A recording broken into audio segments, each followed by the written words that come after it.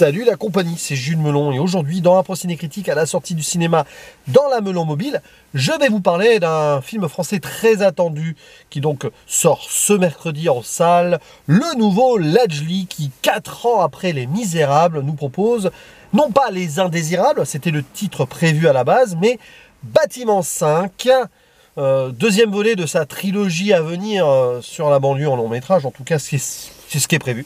Mais attention, ce nouveau brûlot n'a absolument rien à voir avec Les Misérables, c'est pas la suite directe.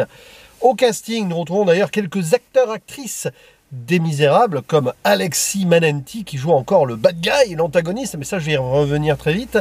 Steve Tienche, qui jouait le maire, entre guillemets, dans Les Misérables, et qui joue ici le premier adjoint du maire, et qui ne sera pas maire, alors qu'au début il voulait l'être, ça aussi j'y reviendrai. On retrouve également Jeanne Balibar, qui joue un petit peu la supérieure du personnage d'Alexis Manenti, comme dans Les Misérables, mais là on est dans la politique.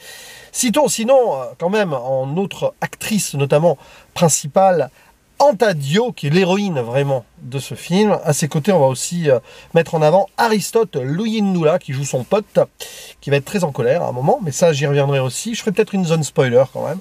À noter la présence de Stéphane Godin, qui, vous savez, est le coroner dans Chronique Fiction et qui joue ici un CRS. Peut-être que j'y reviendrai aussi, je ne sais pas, parce qu'il y a beaucoup de choses à dire sur ce film, dont je ressors un petit peu dissipé sur certains points. Là, ça va pas forcément être facile de m'exprimer, mais à chaud, on va quand même tenter.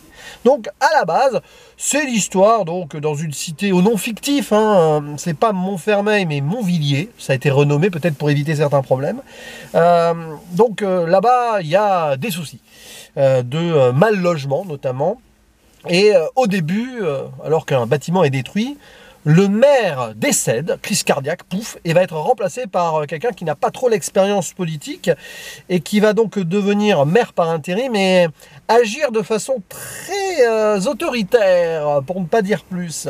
Et en parallèle, on va suivre Abby, qui est une jeune femme d'origine malienne, qui vit dans ce fameux bâtiment 5, hein, qu'on voit dès le début, comme ça, qui va se battre pour ses habitants. Elle veut s'impliquer dans la vie de la ville, tout simplement, et peut-être même se présenter, parce que bon, là, maire par intérim, mais il va y avoir des vraies élections après, donc hop, opposition, tout ça, mais ça ne va pas empêcher ce nouveau maire de, disons, tenter des choses très limites, et ça va aller loin, forcément, ça va crescendo.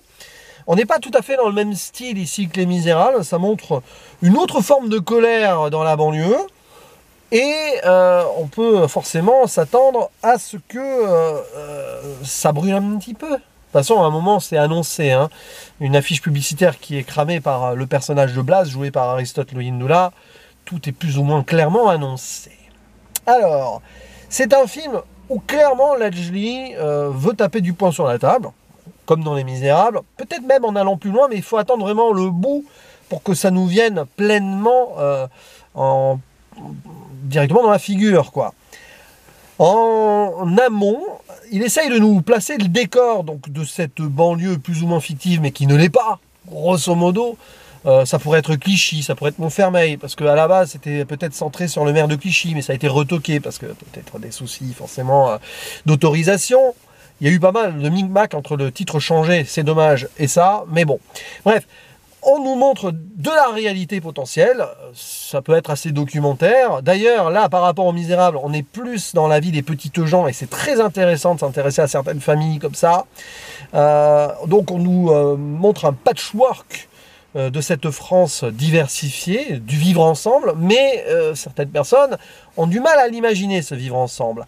Rajouter à cela même pas une famille, mais plusieurs réfugiés syriens, tiens, comme dans le dernier Ken Loach, qui débarquent et qui doivent aussi s'adapter, s'intégrer, et très vite, forcément, tout ceci va être, on va dire, mal axé dans un jeu politique qui va très vite, vraiment, pour le dire clairement, partir en cacahuète. Et c'est pour moi le souci du film, c'est que à vouloir mélanger les petits trucs à droite à gauche comme ça, et surtout en voulant donner de l'importance au côté politique, politicarde, avec le maire, etc., et l'adjoint, Roger Roche, joué par Tienche, qui paraît un petit peu comme un traître malgré lui ou pas malgré lui d'ailleurs, c'est que voilà, à mettre ça en avant, on perd en nuances, bon, ça à la rigueur, ça gagne en caricature et surtout, il y a un malaise qui se met en place qui va faire qu'arriver au bout, moi j'ai été énervé par certaines choses. Et pourtant, le message que veut faire passer Lajli à la base est nécessaire, si on veut, mais est-ce qu'il va bien être compris? Parce que pour moi, le film est un peu casse-gueule. Il a d'énormes défauts de structure narrative et de récit, je trouve, qui vont faire que le message qui est passé ici va peut-être se retourner contre ses auteurs. À l'image un petit peu donc d'Athéna, sorti sur Netflix, qui était censé être un message de gauche. Enfin, je caricature, mais vous voyez ce que je veux. Je caricature pas du tout en fait. Hein, voilà. Mais qui a été récupéré derrière et bon, peut-être mal compris ou je ne sais trop quoi. Enfin, surtout à montrer certains clichés, mais surtout frontalement avec une narration peut-être maladroite, on en arrive à en fait se créer des problèmes. Au-delà donc de faire réfléchir les gens et d'éveiller les consciences. Et franchement, ce bâtiment 5, déjà le titre ne va pas. Bon, il a été changé, mais il ne va pas, parce que bâtiment 5, oui au début, oui à la fin, mais entre-temps, on ne se concentre pas uniquement sur ce bâtiment, c'est la ville en elle-même et ses habitants, ceux qui souffrent surtout.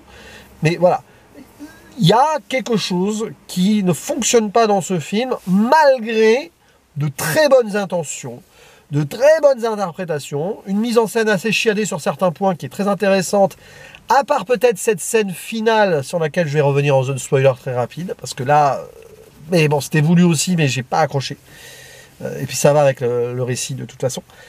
Mais autant, donc tout le monde, personne vraiment n'a à rougir de sa performance. Antadio est extraordinaire parce qu'elle n'est pas du tout en mode forcé et tout. Il y a du naturel dans son interprétation et c'est bien. En face, Aristote le hymne là, il y a ce crescendo là qui passe bien. On comprend sa colère et tout, même si du coup ça va faire des petits soucis quand même parce que c'est mal amené peut-être. Ou pas en fait, c'est trop amené. C'est peut-être trop amené en fait. Il y a beaucoup de choses qui sont trop amenées. Et voilà, c'est vraiment dommage parce que ça, c'est pas le genre de film que j'ai envie de casser par rapport à ce qu'il veut être, on va dire, mis en avant comme souci réel. Donc des gens qui sont mal logés et en plus qu'on essaye de déloger à bas prix. Enfin bref, des gens qui ont trimé toute leur vie, qui ont souffert, qui se sont installés en France pour vivre un peu une forme de rêve et qui se retrouvent balancés dans une forme de cauchemar. C'est pas le rêve américain qui est questionné, c'est le rêve français. C'est pour ça que Lajli, il a un cinéma à l'américaine quand même, hein, plus ou moins ici, etc. Mais dans cette idée-là, il y a des soucis parallèles sur les gens qui font le pays entre la France et les États-Unis. Donc, voilà, Alexis Manenti, décidément les rôles de salopard lui vont bien, mais là c'est presque étonnant la façon dont il est dépeint. C'est un maire qui va donc avoir cette dérive autoritaire, on ressent un post-Covid, post-confinement, donc on peut se permettre des trucs, des tas d'urgences bizarres, machin, sous n'importe quel prétexte. Voilà, on a tagué la voiture de sa femme, alors hop, les jeunes n'ont plus le droit de se balader en bande. Bon, c'est de l'extrême droite, quoi. Le gars, il devient RN. Bon. Vous en faites ce que vous voulez. On ne sait pas trop, on ne sait pas de quel parti il est. Probablement une sorte d'ersatz Macron républicain mélangé. De toute façon, ça se mélange très facilement, tout ça, hein, de nos jours. Mais alors lui, il va aller plus loin. Et pourtant, à la base, il n'avait pas d'ambition. Il est propulsé maire alors qu'il ne le voulait pas vraiment. C'était l'adjoint qui voulait l'avoir à la place. Il va l'avoir mauvaise. Très étrange quand même. On ne comprend pas trop ses motivations à ce gars. Vraiment. On voit qu'il est bourgeois, tranquille avec sa femme et tout. La femme qui veut intégrer les étrangers. Il faut bien après apprendre le français et tout.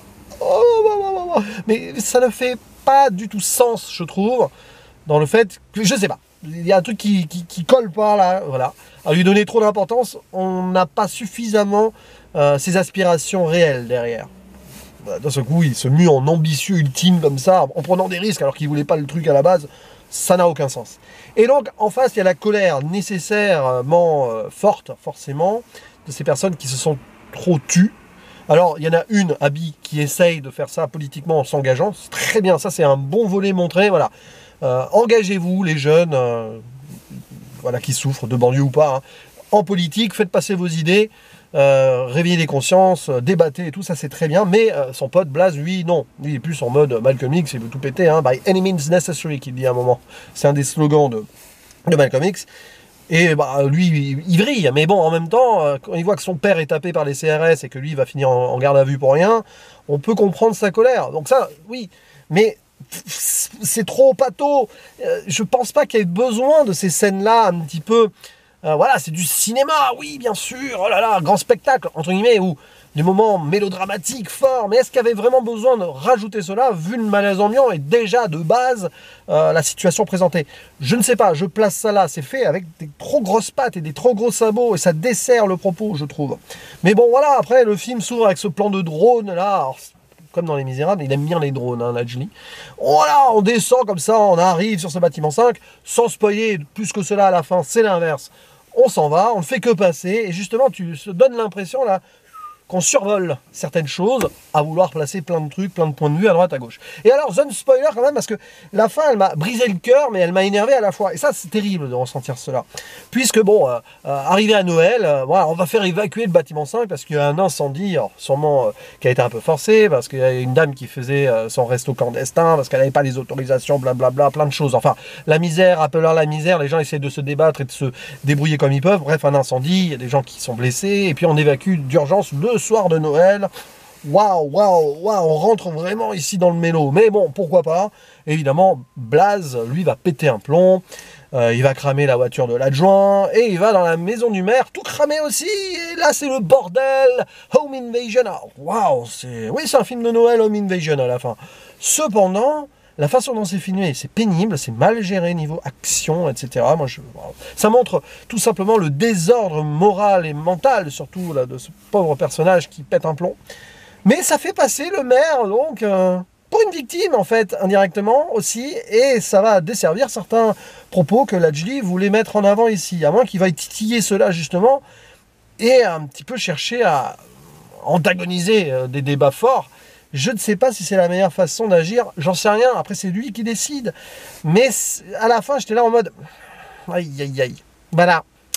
Et puis bon, ouais, ce CRS super sympa, à un moment, qui essaye de faire le médiateur gentil, là encore, par rapport à ce qui s'est passé ces derniers mois, ces dernières années.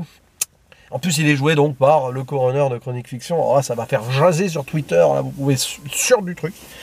Donc ouais, cette fin... C'est une fin douce amère, bah, pas douce amère, triste, hein. Pessimiste, parce que finalement ça s'en va, on s'en va, et ça s'arrête, on s'en va, et en fait le problème ne sera pas réglé, hein. C'est la défaite à la fin, la défaite de ces gens qui veulent se battre pour leurs droits et vivre en France, et qui vont être probablement expulsés et réduits à rien, les indésirables, quoi. Mais c'est très triste, mais je ne sais pas si ça aurait vraiment dû être montré comme cela, avec cette montée de récit un petit peu maladroite et trop ouais, maladroite, quoi. Ouais. Je ferme ma zone spoiler. C'est un film, ça a été très très compliqué de faire cette vidéo, parce que c'est pas le genre de film que j'ai envie de dézinguer, parce qu'il y a des bonnes choses, clairement, je l'ai dit. Mais la gestion du récit et la façon donc de gérer les points de vue, le propos, aïe aïe aïe. Lajli, je ne sais pas. On sent qu'il a cette colère à sortir, il l'a fait. Mais j'ai bien peur que malheureusement, par rapport à ce produit-là, en tout cas, je dis produit, c'est un peu trop produit aussi, ça va donner du grain à moudre à ceux qui le combattent aussi. Mais ouais, c'est pas le genre de film qui va réconcilier les gens. Non, ça va encore plus séparer et antagoniser, mais on est dans une société où c'est le cas. Donc de toute façon, c'est un film qui est totalement dans l'air du temps, et qui montre aussi une forme de désordre et de maladresse perpétuelle. Ouais, finalement, c'est un film qui est vraiment ancré dans sa société actuelle, quoi.